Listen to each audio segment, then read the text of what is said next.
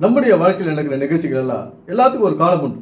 தின காலத்தில் தான் அது நடக்குது. இப்போது நம்ம ஒரு குழந்தையாக இருக்கிறோம், திடீர்னு நம்ம ஒரு ஆளாக வளர்ந்துல ஒவ்வொரு வருடமும் ஒவ்வொரு மணித்துளியும் நம்ம துளி துளியாக வளர்ந்து வளர்ந்து வளர்ந்து ஒரு குறிப்பிட்ட வயசில் முழு வளர்ச்சி அடைகிறோம். அதன் பிறகு வளர்றது கிடையாது. இது மாதிரி ஒவ்வொரு காலகட்டம் இதுக்கெல்லாம் தேவைப்படுது. திடீர்னு எதுவும் வந்துடாது.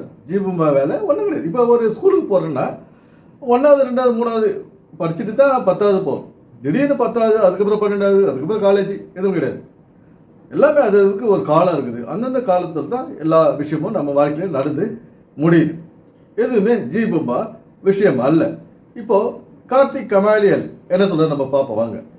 நீண்ட காலம் ஒரு வருஷம் நடக்க வேண்டிய காரியத்தை ஒரு 3 மாதத்துல தேவன் கிரியை செய்கிறது தான் இந்த வருஷத்தினுடைய ஒரு பெரிய கம்பீரம். ஆமென். பல வருஷம் நடக்க வேண்டிய ப்ராசஸ் நடக்க முடியாது என்று இருக்கிறத ஒரு இரவுல கர்த்தர் துளிர்க்க பண்ணுகிறது தான் கம்பீரம். நடக்காது, வாய்க்காது, செயல்படாது, போடப்பட்டது கிடப்புல கிடக்கிறது.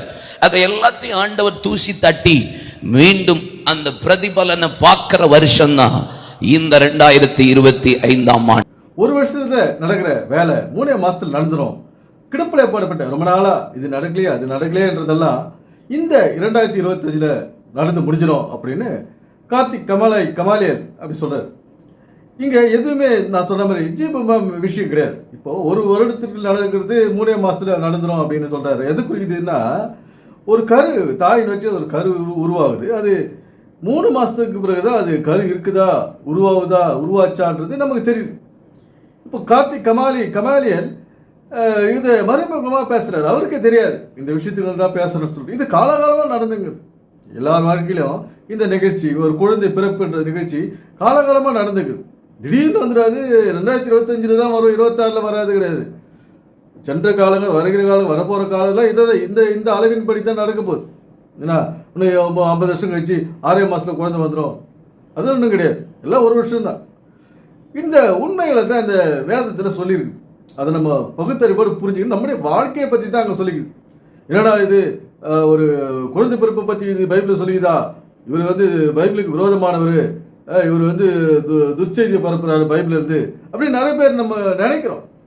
ஏன்னா பைபிள் நம்முடைய பாடியில் என்னென்ன செயல்பாடுகள் நடக்குது, மாற்றங்கள் நடக்குது, உருமாற்றங்கள், அறிவு எப்படி வளர்ந்து வருது, ஆளாக எப்படி உருவாகிறோம், அடுத்த ஆளை எப்படி உருவாக்கப்படுறோம், நம்ம உருவாக்குறோம்.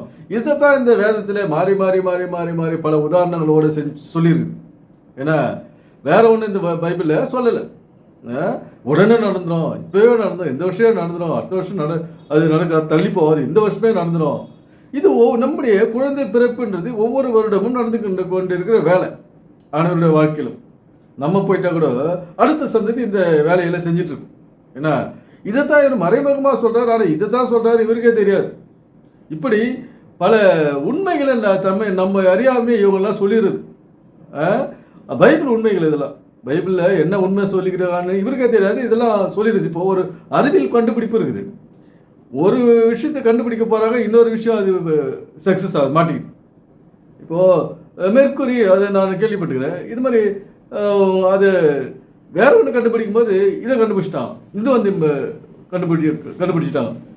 இப்படி இந்த மயக்க மருந்து கூட இப்படி தானே, மயக்க மருந்து கூட வேற எதுவும் கண்டுபிடிக்க போய் இதை கண்டுபிடிச்சிரு மயக்க மருந்து. இப்போது ஆப்ரேஷன்லாம் பண்ணுறாங்கன்னா மயக்க மருந்து கொடுத்துட்டு தான் அங்கே ஆப்ரேஷன் பண்ணுறாங்க. அப்படி இருக்கும்போது இவங்களை அறியாமலேயே ஏதாவது பேசுகிறாங்களா, அது இதுதான், வேற ஒன்றும் கிடையாது. நம்ம ஏதோ பெரிய அதிசயம் சொல்லிட்டார் இவர் கார்த்திக் கமாலியல், அதிசயமான வார்த்தை, அதிசயம் நடக்க போகுது நம்ம வாழ்க்கையில், ஒன்றும் கிடையாது. எல்லாம் நடக்கிறது தான் நடக்க போகுது. ஒரு பெரிய விஷயம் ஒன்றும் இல்லாதது, பொல்லாதது, நடக்காதது நடக்க போகிறது கிடையாது நம்ம வாழ்க்கையில். நம்முடைய நிஜ வாழ்க்கையில் நம்முடைய மூதாதையர் வாழ்ந்த காலகட்டத்தில் என்ன நடந்ததோ அதுதான் நம்முடைய வாழ்க்கையில் நடக்க போகுது. இது நம்ம சரியாக செய்யணும், சரியாக நம்முடைய வாழ்க்கையை கொண்டு போகணும். அதுக்கு தான் இது மேட்டரு. எப்படி நம்முடைய வாழ்க்கையை சரியான வழியில் கொண்டு போகணும், ஒரு ஆரோக்கியமான வழி, ஒரு ஆசீர்வாதமான வழி, ஒரு பணப்பற்றாக்குறை இல்லாத வழி, இது பிரச்சனை இல்லாத வழி, கணவன் மனைவி ஒற்றுமையான இருக்கிறது என்ன வழி, குடும்பங்கள் செழிக்க என்ன வழி, பிள்ளைகளை ஒரு நல்ல நிலைமைக்கு வரணும், கௌரவமான வாழ்க்கையை நம்ம வாழ வைக்கணும், அதுக்கு என்ன வழி, கல்வி அறிவை உருவாக்கணும் பிள்ளைகளுக்கு, அதுக்கு என்ன வழி, பிள்ளைகள் கல்வி மட்டும் போதாது, ஆரோக்கியமும் நமக்கு தேவை. அதுக்கு என்ன வழி? இந்த வழிகளை தான் நம்ம தேடணும். எதுவுமே இப்போ எல்லாமே தானாக நடந்துடும், திடீர்னு வந்துடும், ஒன்றும் கிடையாது. எல்லாமே நம்முடைய பிரயாசப்பட்டது தான். அதுக்கு தான் எல்லாத்தையும் கை கால் மூக்கு வாய் எல்லாத்தையும் கொடுத்துருக்காரு கடவுள். அதை பயன்படுத்தி நம்ம ஒரு நல்ல வாழ்க்கை வாழணும். இதை போல் கார்த்திக் கமாலியல் போல் இவங்க பேச்செல்லாம் கேட்டு நம்ம மயங்கி நம்முடைய வாழ்க்கையை கோட்டை விடக்கூடாது. எனவே சிந்திப்போம், செயல்படுவோம். நன்றி, வணக்கம் நண்பர்களே.